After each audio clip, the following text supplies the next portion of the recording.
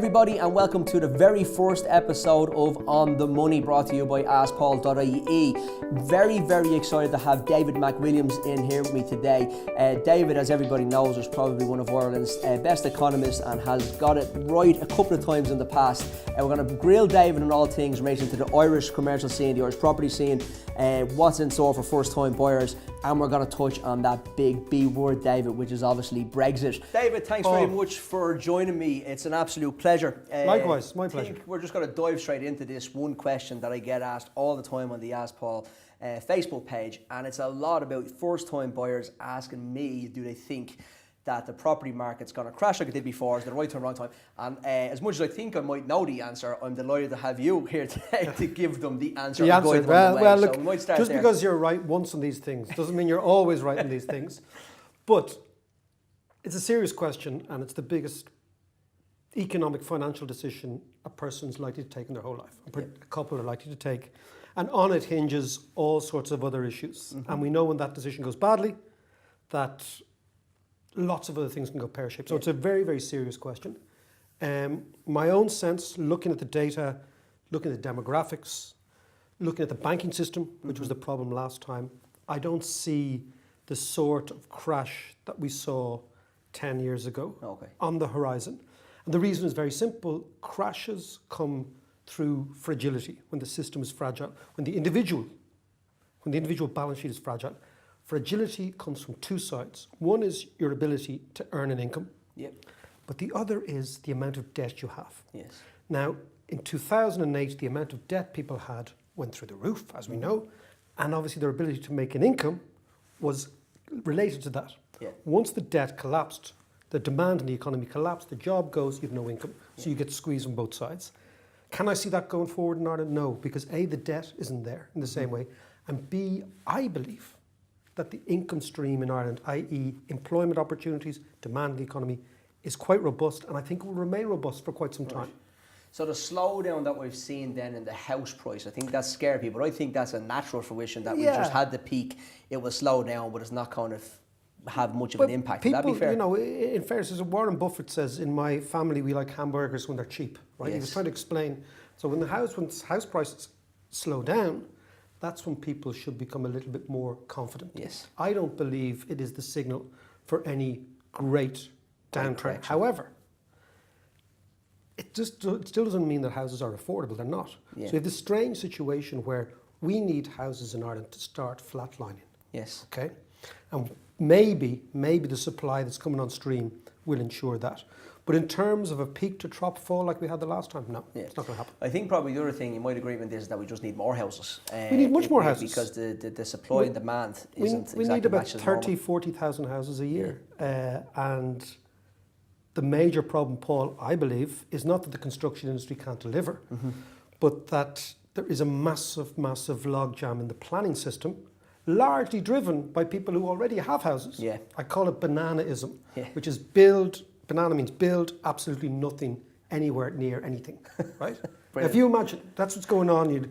St. Anne's Park up the road, anywhere within the M50, which is where we should be building, is consistently being opposed by existing residents. And this, I believe, is a massive problem. And if you combine that with another thing, which we'll call NIM2, right, which is not in my term of office, right, which is, think about it. So a politician in Dublin, or in Cork, or in Galway, is usually on a very slender majority, okay? If they go against a very vocal residents group, they could lose their seat. So what they do is they complain about house prices going up. We know that the solution for house prices going up is more houses. More houses, yeah. But then they complain about more houses too. Yeah. So that's where we're stuck. So I think we need a much more aggressive green lighting of planning. Yeah, I totally agree. I think you can see that with politicians in the Dáil looking for more houses, but yet when it's on their patch, they're kind of opposing the planning. Of course they are. And the reason they're opposing the planning is because they're worried about losing their majority. Yeah. Because a very vocal residents committee in a small area with a politician with a very small, slender majority can actually be the difference between getting a job next time out and getting kicked out. There's not much difference in those votes, is there? Yeah, because we have this very strange system of PR. Whereas if you think about in the UK, for example, I was looking at one of the unionist politicians up in the North's majority, Geoffrey Robinson, and I was doing it for something else. I was looking at, he has a majority of 30,000 votes, whereas in our system, even a very popular politician might only have only a majority at the end of a couple of hundred. Yeah, it's amazing, isn't it? So that's the difference. Yeah, it's a big difference, yeah. Just before we move on from the topic of Irish property and the economy here. Keep going. If we look at the likes of the Googles and a certain area of Dublin from maybe the Ringsend area up the canal, we can see that the house prices are getting completely, really inflated. And I think a lot of people would have a concern around if these companies pull out of Ireland. What is your views? Now, I know it's not practical, but just to kind of take us through the basics of this. What happens if they do? So the question you say, what is the background noise which would justify the fear that they pull out? So let's take the tech companies. One is a massive increase in the American long bond rate, and I'll explain this in a second. A lot of tech companies are highly leveraged. Okay, it's particularly in the nether regions of the tech world. Okay, because Silicon Valley is a promise. It's not a product. It's a promise, right? It is. And it's a promise that's leveraged on borrowings, whether they be direct borrowings or usually not. They're usually private equity borrowings, but they're all part of the process. So when the Federal Reserve 10 years ago decided, okay, we're going to avert a global recession by dragging down long-term interest rates, what they did was they penalised savers who save for the short term, and they rewarded people who take bets for the very long term. Now, obviously, the longest term bet is on a company that has no profits and a massive valuation, because that's a promise. So, first of all, is the long bond rate going to go up? I'm not sure. In actual fact, the long bond rate is going down. Right? Number one. Number two, then, are the tech companies going to be broken up by a new Democratic president, a Bernie Sanders or Elizabeth Warren? There is an outside risk of that, okay? Number three, is the online economy going to shrink vis-a-vis the high street economy? No way. Definitely not. Definitely not, right? And number four, will the European Union force the Irish government into a different tax regime? And I think it can't, because tax is still the one issue in Europe, and I know we're going to get on to talk about Brexit, but that is determined by not qualified majority, but it has to be an absolute unanimous decision of the European Council. So we can always in Ireland use the veto. We never want to do it, but we can if they really came after us. The last thing we want to do, and people say, they've been on our side in Brexit and maybe the quid pro quo is this, but my sense is that the Irish state will dig their heels in. So all told, I think that the business model of Ireland is unusual in the sense that what we always think is, it's agriculture, it's construction, it's tourism, all these sectors are very important. But what drives the economy in terms of generating the wealth that you see around most of urban Ireland, particularly around Dublin, is the fact that we're a cog in a global supply chain.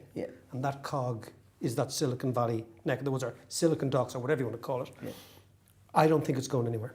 Right, okay, that answers that one straightforward enough. You mentioned the Fed and rates, so it might bring me straight on to the ECB and rates. There's another thing affecting homeowners and what they're going to be doing. They're going down. They're coming down. So do you think they're going to increase interest rates in the future? No, I think that what you have in the European economy is a structural problem. The European economy, and it's hard to get your head around this, cannot grow quickly. Right. Because the demographics are wrong. So basically what you have is that young, highly mobile countries, economies grow quickly because young people spend. It's not that hard. Older economies grow slowly because older people save, because they're worried about their retirement. Right. So what you get is that once an economy tips over demographically into a slightly older, slightly greyer population, the implicit growth rate slows down. Right. So what you have in Europe is most of Central Europe, and I include large countries like France, have a demographic problem. Right, okay. Getting old. So the balance isn't correct. The balance isn't correct, and therefore the bias of economic growth is always to be slightly slower than you expect. Right. And consequently, the ECB's job is actually to keep things the demand as it is going, and that means keeping interest rates very low. Right. And they're also worried, I think a little bit still, though they won't say it in public, one, about Italy's debt problem. Right. And two, about the fact that maybe there are some unexploded mines left in some of the European banking areas which haven't been cleaned up. Yeah. Both of those. Few hangovers. Few hangovers, yeah. And both of those which suggest to me that if you're if you're thinking of buying a house in Ireland, Yeah. you should not be worried about being caught in the wrong end of an interest rate hike. Yeah, okay, perfect. Because there was talk of interest rates coming slightly up by maybe 0.25 basis points this year. And then obviously with Brexit, it definitely delayed that, or they seem to push them out to 2020. Yeah, but again, it'll be 2020, maybe a few years away before you see It's a few the years first one. away. You're more of a Paul with how you play this. If you were worried, what sort of products you'd buy or whatever to insure yourself against a rate hike. But my sense is that the European economy would love to be in the position where interest rates would have to rise, because interest rates rising are a good sign. It's a good sign of the economy. Because they mean that actually the unemployment rate is down, things are going well. What you see in Europe is the middle class are doing fine, the older middle class are doing very well, but particularly in peripheral Europe down the south, younger workers are unemployed, and that's not a background noise for increased interest rates. Yeah. Let's go to the B word. Oh yeah, yeah. That's great. It's great crack, isn't it? Yeah, it's great crack. There's no even better crack. Your Facebook and your Twitter. You know, it's really hard. My missus and I are trying to stop drinking wine during the week. Right? Okay. This is our thing. So we get Sunday nights, never again. You know. And this is what happens. So we say, okay, Monday, Tuesday, Wednesday, Thursday, right? Not a drop in the house, okay? But the problem with the old Brexit thing, comes at 9 o'clock and I turn on RT, I go, oh Jesus. And then they fall in the prime time, watch that, and then the BBC News at 10 o'clock, then BBC News night, then Ivan talking, and by the end, the 2 bottles are gone. Yeah. So it is actually... It's your 10 seconds. And I don't know whether you've been tweeting or used your Facebook page with a couple of glasses of wine on you, but you've definitely been taking popular friends up the north in relation to the missed opportunity that they had. Actually, not a pop, maybe just a bit. It's basically, with respect to the north, is my wife is from a part of Belfast that, let's say, Sinn Féin wouldn't put out a candidate. Right? She's from East Belfast. Yes. Her family voted for Brexit. So you should see our conversations, our chats, okay? So for us, Brexit is actually quite real because it's, you know, I'm much more In depth. much more involved in Northern Ireland than most Southerners, right? And I obviously worked in England for a long time with a lot of British friends. On Twitter and on Facebook, I have been maybe talking a little bit about how the DUP position themselves, I don't think particularly cleverly. You've missed an opportunity, though. Missed a great opportunity. Yeah. So if you think about, like, if we want to go into the politics, if you're a unionist, right, you know that demographics in the north are going the wrong way, which is the Catholics are becoming, they will be a majority in 10 years' time. Yes. Right? So you think, okay, in the old days, our union was preserved by virtue of the fact that there were more Protestants than Catholics. You know, using those things, I mean, there are Catholic unionists and there are, believe it, Protestant nationalists, but there are not that many of them. So if you're a unionist, think, okay, well, how do we preserve the union if the demographics aren't going our way? You have to make Northern Ireland an attractive place to live. So you have to make it prosperous, and you have to make it for both sides of the community. Both sides, for everyone.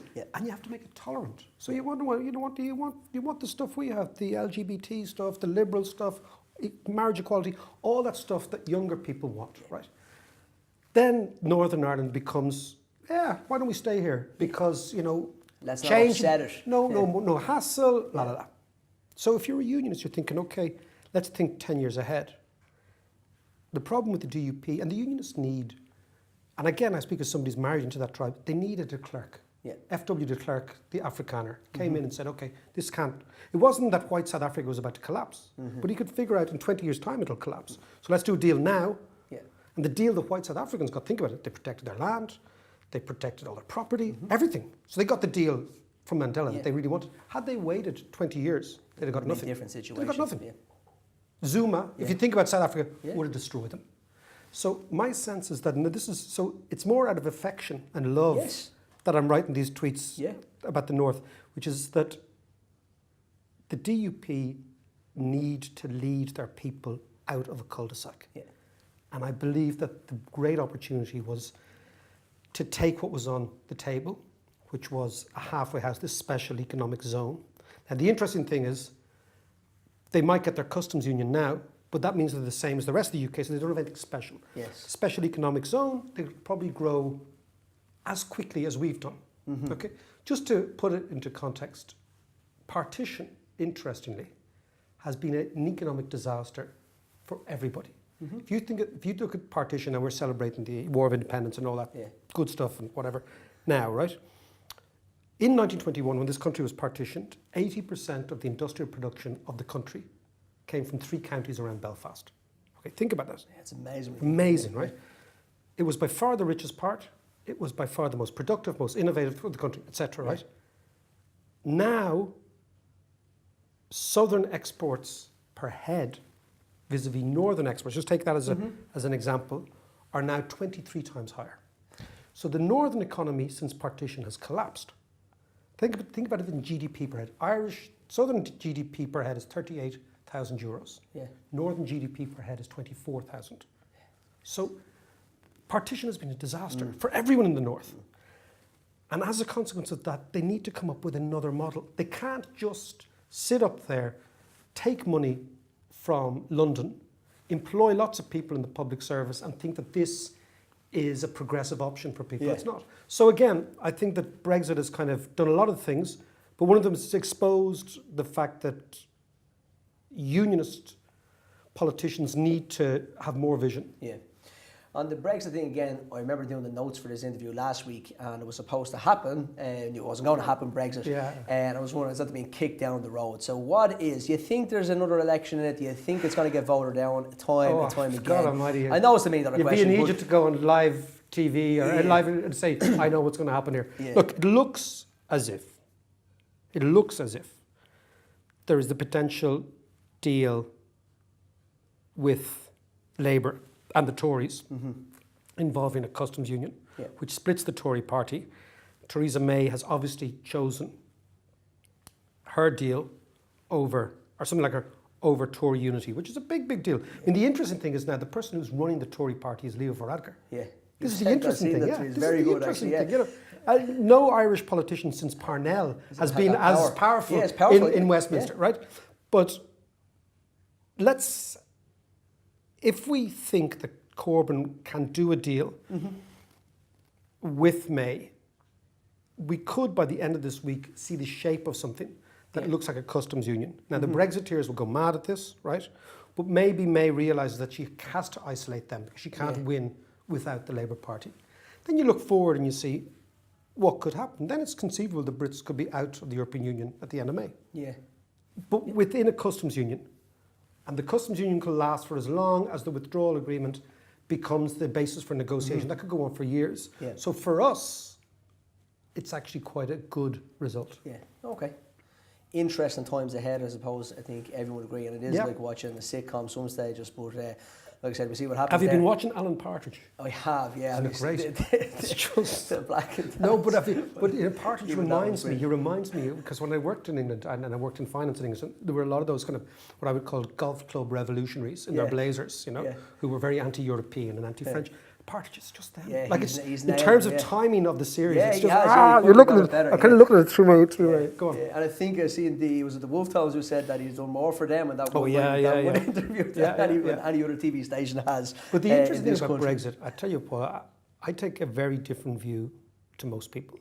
I think Brexit is a once in a generation opportunity for us, because I think what has happened is, irrespective of which type of Brexit becomes the main case. Brexit is not about Britain leaving the European Union. It is now about the breakup of the internal logic of Britain. Yeah. And look at it from the perspective of Ireland, right? When countries become unstable, and I don't believe Britain's going to become chaotically unstable, but it is unstable, capital leaves. Yeah. They get scared. People say, I don't want to really be around here. Yeah. I'm not being paid enough for my capital to be in the UK, right? Also, people who are basically, we're in a world of capitalism without capital, in the sense that you really need people. Yeah. Clever people who are foreign, who aren't British, are going to leave too. Yeah, they're going to stay around. Yeah. So then you think, okay, what's Ireland's business model? Part of Irish business model is collecting, we talk about Google and Facebook, is foreign capital, access to the EU, unfettered, and foreign talent. Yes. Combined with our own talent. So I see this as a massive opportunity for Ireland. And we should be going out and actually... Yeah, we should be selling ourselves that way, selling it, being very, very unashamed about the prospect of this country. Yeah. Okay? and say, look, if they want to go off and do their own thing, cool, grand, nothing we can do about it. But you know what? This is the place that your capital will be safe, your talent will be safe, your knowledge will be safe, and you can export to wherever you like. That's the key. Yeah, it's so 100%. I would think, I don't buy this Brexit's going to be a disaster for Ireland. No, either do I. Now, fairness, I must agree with you totally there, especially both sides of the border. I suppose it would have been an opportunity for the business, which would be great. Well, the Nordies can recover, you know, but down here, the Nordies don't have the same infrastructure as we have. Down here, there's the infrastructure is here. And I'm not talking just physical infrastructure, which is lacking, and we need to really think seriously about that. But professional commercial infrastructure is here. And my sense is that Britain is going to go into maybe 5 or 10 years of almost self-analysis. Yeah. Who are we? What are we? What are we doing? Yeah, what are we doing? The Scots might go off on their Sweeney Todds. Then does Britain split to the English? Does the Tory party split between a kind of an English nationalist party, the sort of Brexiteer rump? And then does the Labour Party decide that it's going to be a more socialist party under Corbyn? Or does it take Brexit as the opportunity to recalibrate itself as a social democratic party? All that stuff's in the mix. In fairness, it's actually weird how the Brexiteers have forced this on themselves. Really, by leaving the EU, they might actually have a much bigger problem with their own identity. It's kind of ironic. Paul, I think you've really hit the nail on the head. I think that it'll be seen in the future that what kept the United Kingdom together in the first 2 or 3 decades of the 21st century was the EU. Yeah. That the EU kept the Scots on side, the Nordies on side, the English on side. The band-aid around it that they needed. Yeah, and now you take that off and the whole thing. Left? Yeah, okay. So David, that's the interview wrapped up. Thanks very much for coming in. It was an absolute pleasure to have the interview with you. Something we wanted to do for quite a while, and delighted, and I hope all the viewers found it worthwhile too. David has kindly given us a few copies of his book, The Renaissance Nation, which is a really, really must read for anybody interested in anything to do with the economy, be it here or outside Ireland. We've got a few copies to give away, so as always, please like and share the video, and we're going to be picking out a few winners by the end of the week, and we'll look after getting the book out to you all. And for those that don't win, please try and go out and buy the book, because it really is a must read. Cheers everybody, and as always, thanks for watching.